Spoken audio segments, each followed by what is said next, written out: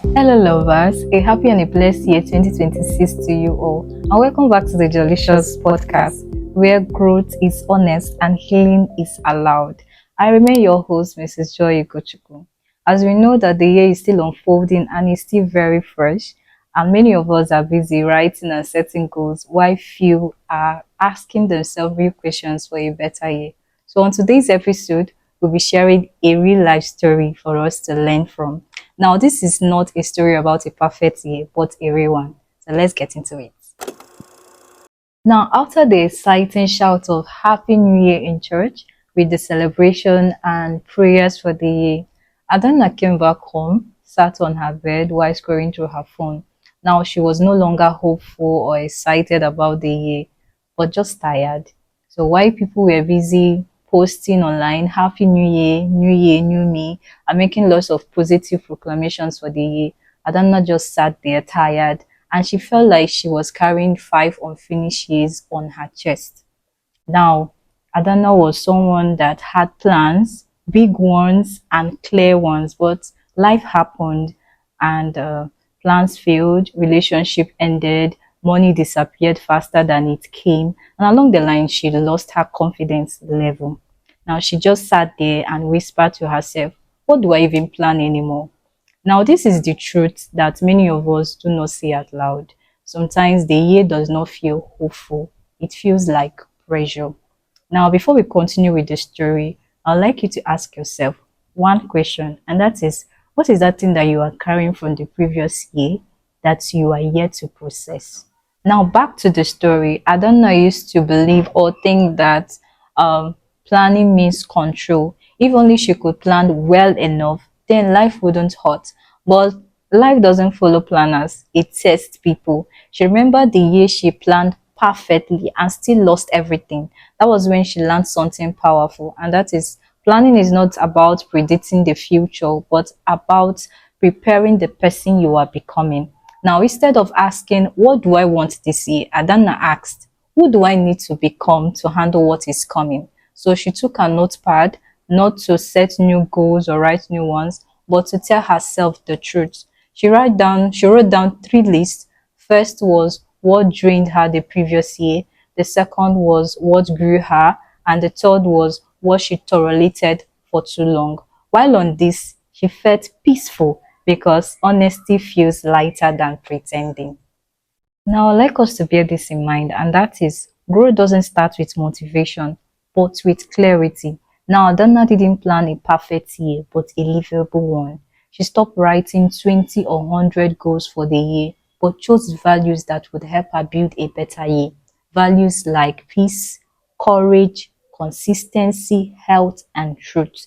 Now she asks herself, what does this look like in January? Not December, not forever, just January. And for the first time, planning felt kind and not cruel. Now this choice Adana made, shaping and prepared her for the year. Now she also made a promise to herself that this new year she will stop abandoning herself, and that became the plan. Not perfection, not speed, not comparison, just presence. Now, for the sake of this, I have a new year planning worksheet for us to becoming a better self this new year. Now, I'd like to encourage us to work with this with intentionality. I wrote them down on my notepad, so I'll be reading it to us. Now, the first one is I would like us to get a notepad and promise yourself to be honest with each question you ask yourself. Now, I would like us to first answer these questions truthfully.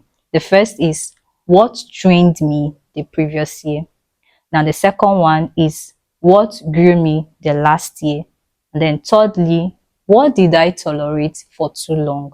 Now, the reason for this question is for us to be able to conclude the previous year, to close the chapter of 2025, for us to begin a better year.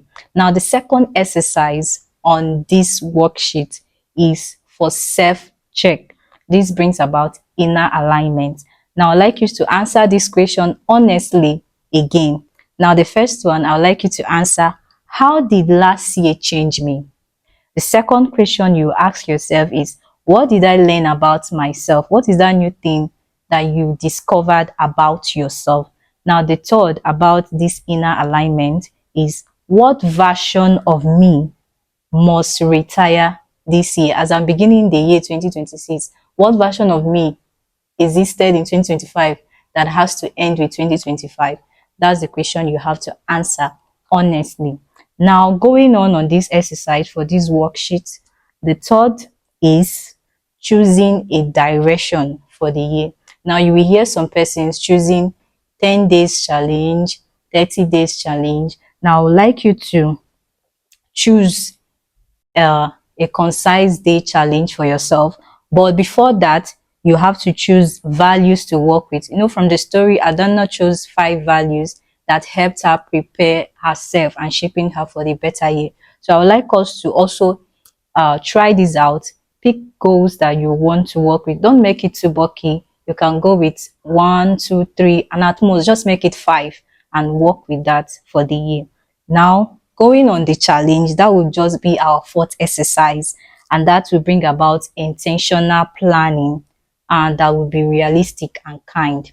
Now, for this, we are choosing a time frame for ourselves. Just like some persons will choose 10-day challenge, 30 days challenge, 15 days challenge. Then choose a period of time that will be convenient for you. Now, having chosen a time focus for yourself, now I'd like you to answer honestly what truly matters between the time you start the challenge and the end of the time frame.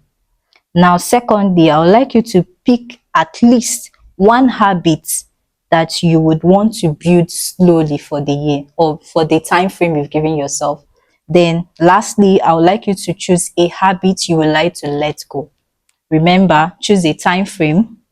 Then ask yourself, what matters to you between the start of the challenge and the end of the time frame. Now, you pick at least one habit, as many habits you want, that you want to build up slowly for the time frame given to yourself. And lastly, one habit you want to let go. Now, the next on this exercise for this worksheet of planning is setting boundaries for yourself. And this will bring about self-respect and making wise decisions for the year. Now, I'd like you to make a promise, just like Adana did.